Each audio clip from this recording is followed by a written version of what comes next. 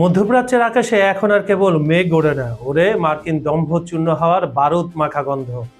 $1 billion radar ব্যবস্থা থেকে শুরু করে অত্যাধুনিক রিপার ড্রোন সবই এখন মরুভূমির বালিতে মিশে যাওয়া ছাই মাত্র। পেন্টাগন কি তবে হার মানছে?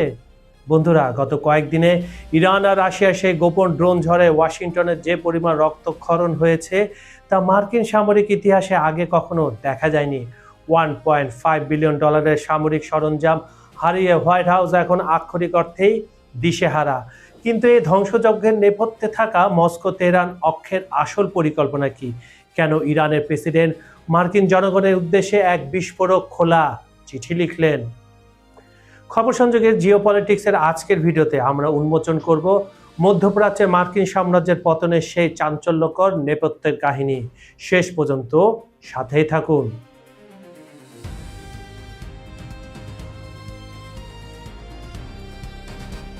মধ্যপ্রাচ্যে মরু আকাশে এখন বারুদের গন্ধ আর মার্কিন দম্ভের পতনের শব্দ।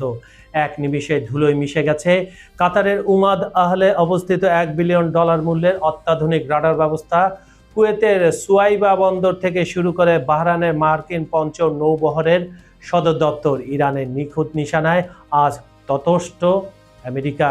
হিসাব কষে দেখা যাচ্ছে মাত্র কয়েকদিনের ব্যবধানে MQ-9 রিপার ড্রোন আর দামি এয়ার ডিফেন্স রাডার সহ প্রায় $1.5 বিলিয়ন সামরিক সরঞ্জাম হারিয়েছে ওয়াশিংটন। ইরানের এই ড্রোন ঝড়ের সামনে হোয়াইট হাউসের কয়েক দশকের সাজানো নিরাপত্তা বলয় এখন তাসের ঘরের মতো ভেঙে পড়ছে। দীর্ঘ কয়েক দশক পর এক মহাশক্তিধর রাষ্ট্রের মুখোমুখি দাঁড়িয়ে খোদ মার্কিন সামরিক বাহিনী, ইরান ও আমেরিকার মধ্যকার এই ছায়াযুদ্ধ এখন আর কেবল হুমকি ধমকিতে সীমাবদ্ধ নেই, বরং তেহরানের নিখুঁত ড্রোন এবং শক্তিশালী ব্যালিস্টিক মিসাইল মার্কিন দম্ভকে চূর্ণ বিচূর্ণ করে দিচ্ছে। একের পর এক মার্কিন ঘাঁটিতে আঘাত এনে ইরান বুঝিয়ে দিচ্ছে এটি কোনো অনিয়মিত মিলিশিয়া বাহিনীর লড়াই নয়, বরং এক আধুনিক রাষ্ট্রের সুনিপুণ রণকৌশল। সৌদি আরবের প্রিন্স সুলতান এয়ারবেস থেকে কাতারের উমাদ আহাল আমেরিকার নিরাপত্তা চাদরে ঢাকা প্রতিটি সামরিক স্থাপনা আজ কম্পমান। গত 27শে মার্চ প্রিন্স সুলতান এয়ারবেসে যে ভয়াবহ হামলা হয়েছে তা মার্কিন সামরিক ইতিহাসে এক কালো অধ্যায় হয়ে থাকবে। 29টি ড্রোন এবং 6টি ব্যালিস্টিক মিসাইলের পিন পয়েন্ট আক্রমণে ধ্বংস হয়ে গেছে বহুমূল্য E-370X রাডার বিমান। কয়েক বিলিয়ন ডলারের সম্পদ চোখের পলকে ছাই হয়ে যাচ্ছে মরুর বুকে। ইরানের তৈরি শাহেদ 136 ড্রোন এখন পেন্টাগনের কাছে এক মূর্তমান আতঙ্ক। মাত্র 50 কেজি ওয়ারহেড নিয়ে এই ওয়ান ওয়ে অ্যাটাক ড্রোনগুলো মার্কিন রাডার ফাঁকি দিয়ে আছড়ে পড়ছে লক্ষ্যবস্তুতে। বিশ্লেষকরা বলছেন আধুনিক ড্রোন যুদ্ধের এই নতুন রূপ বুঝতে মারাত্মক ভুল করেছে পেন্টাগন, যার ফলে 300-এরও বেশি মার্কিন সেনা আহত হয়েছেন এবং 13 জন প্রাণ হারিয়েছে। তবে এই হতাহতের সংখ্যা যে অনেক বেশি তা সবারই জানা, শুধু ভয় কেউ তা প্রকাশ করতে চায় না। এই বিধ্বংসী যুদ্ধের নেপথ্যে উঠে আসছে এক নতুন ভূ রাজনৈতিক সমীকরণ, মস্কো তেহরান অক্ষ। অভিযোগ উঠেছে রাশিয়ার গোয়েন্দা স্যাটেলাইটের সরবরাহ করা নিখুঁত হ্যানেক্স ব্যবহার করে মার্কিন ঘাঁটিগুলোতে একের পর এক সার্জিক্যাল স্ট্রাইক চালাচ্ছে ইরান। শুধু তথ্য নয়, রুশ প্রযুক্তিতে তৈরি উন্নত গ্যারান ড্রোনগুলো এখন মধ্যপ্রাচ্যের আকাশে রাজত্ব করছে, যা পেন্টাগনের আধুনিক প্রতিরক্ষা ব্যবস্থার সীমাবদ্ধকে আঙুল দিয়ে দেখিয়ে দিচ্ছে। আমেরিকার জন্য এই লড়াই এখন আর কেবল তেহরানের বিরুদ্ধে নয়, বরং রুশ ইরানি এক অপরাজেয় সামরিক জোটের মোকাবেলা করার কঠিন পরীক্ষা। তেহরানের রাজনৈতিক ও নিরাপত্তা কর্মকর্তাদের কণ্ঠে এখন চরম হুঁশিয়ারি।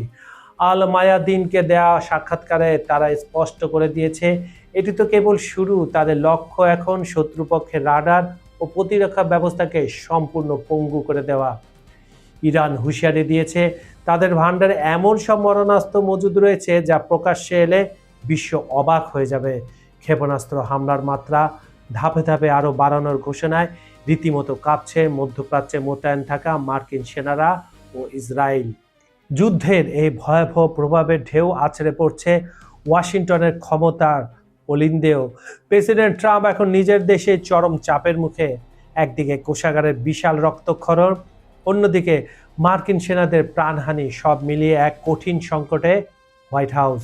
শান্তি চুক্তি হোক বা না হোক, বিপুল খরচের এই যুদ্ধ থেকে সম্মানজনক প্রস্থান খুঁজে পাওয়াই এখন মার্কিন প্রশাসনের মূল চ্যালেঞ্জ। এই সংঘাত কি তবে মধ্যপ্রাচ্যে মার্কিন আধিপত্যের চিরস্থায়ী সূর্যাস্তের সংকেত দিচ্ছে? উত্তর লুকিয়ে আছে আগামী কয়েকদিনের রণক্ষেত্রে।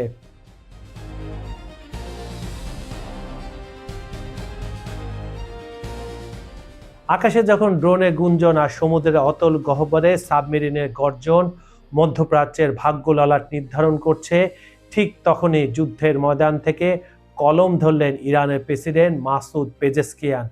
মার্কিন জনসাধারণের উদ্দেশ্যে লেখা এক আবেগপূর্ণ অথচ রণকৌশলী খোলা চিঠিতে তিনি এক চরম সত্যকে সামনে নিয়ে এসেছেন। যুদ্ধের বিভীষিকা যখন দুই দেশের দরজায় কড়া নাড়ছে, তখন এই চিঠি কেবল একটি রাজনৈতিক বার্তা নয়, বরং ইতিহাসের এক নাটকীয় মোড় হিসেবে দেখা দিচ্ছে। ইরানের কোনো শত্রুতা নেই মার্কিন সাধারণ মানুষের সাথে। তিনি লিখেছেন, আমি তার মুখের ভাষায় বলছি যাতে আপনারা সহজে কানেক্ট করতে পারেন। আমরা আপনাদের শত্রু নই। আমাদের ক্ষোভ কেবল ওয়াশিংটনের সেই আগ্রাসী নীতির প্রতি, যা দিনের পর দিন সাধারণ মানুষকে যুদ্ধের দিকে ঠেলে দিচ্ছে। এই বার্তার মাধ্যমে তিনি মার্কিন প্রশাসন ও সে দেশের জনগণের মধ্যে এক অদৃশ্য মনস্তান্ত্রিক দেয়াল গড়ে তোলার চেষ্টা করেছেন। প্রেসিডেন্টের এই চিঠিতে ফুটে উঠেছে 4000 বছরের প্রাচীন পারস্য সভ্যতার আত্মবিশ্বাস। তিনি বিশ্বকে মনে করে দিয়েছেন, ইরান কোনোদিন নিজে থেকে যুদ্ধ শুরু করেনি, কিন্তু আক্রান্ত হলে তারা কখনো পিছু হটেনি। 1953 সালের অভ্যুত্থান থেকে শুরু করে বর্তমানের ভয়াবহ বিমান হামলা, পেজেশকিয়ান মার্কিন আগ্রাসনের এক দীর্ঘ খতিয়ান তুলে ধরেছেন চিঠির প্রতিটি ছত্রে। তেহরানের দাবি অনুযায়ী এই যুদ্ধ কেবল সামরিক নয়, এটি একটি অসম অর্থনৈতিক ও মনস্তান্ত্রিক লড়াই। তিনি সরাসরি প্রশ্ন তুলেছেন মার্কিন করদাতাদের অর্থের অপচয় নিয়ে। আমেরিকার কোন স্বার্থে ইরানি শিশুদের ওষুধ কারখানা ধ্বংস করা হচ্ছে? এই প্রশ্নটি কেবল রাজনৈতিক নয়, বরং সাধারণ মার্কিনীদের বিবেককে বিদ্ধ করার এক প্রবল প্রয়াস। পেজেশকিয়ান দাবি করেছেন, আমেরিকা আজ ইসরায়েলের প্রক্সি হিসাবে কাজ করছে। ইসরায়েলি স্বার্থ সুরক্ষায় কেন মার্কিন সেনাদের জীবন বিলিয়ে দেওয়া হচ্ছে? সে বিস্ফোরক প্রশ্ন তুলে তিনি মধ্যপ্রাচ্যের রাজনীতির জটিল সমীকরণকে সাধারণ মানুষের সামনে উন্মোচিত করেছেন। একদিকে যখন শান্তির এই ললিত বাণী সম্মিলিত চিঠি লেখা হচ্ছে, অন্যদিকে যুদ্ধের ময়দানে তখনও উত্তাপ ছড়াচ্ছে। ইরানের অপারেশন ট্রুথ প্রমিস 4 এর অংশ হিসাবে 89তম দফায় হামলা চালানো হয়েছে তেল আবিব থেকে বানিয়া ব্রাক পর্যন্ত। প্রতিটি স্থানে সাইরেন আর বিস্ফোরণের আওয়াজে এক প্রলয়ঙ্কারী পরিস্থিতির সৃষ্টি হয়েছে। যুদ্ধের এই ভয়াবহ দহন আর চিঠির শান্তির আবেদন এক অদ্ভুত বৈপরীত্য তৈরি করেছে বিশ্বমঞ্চে।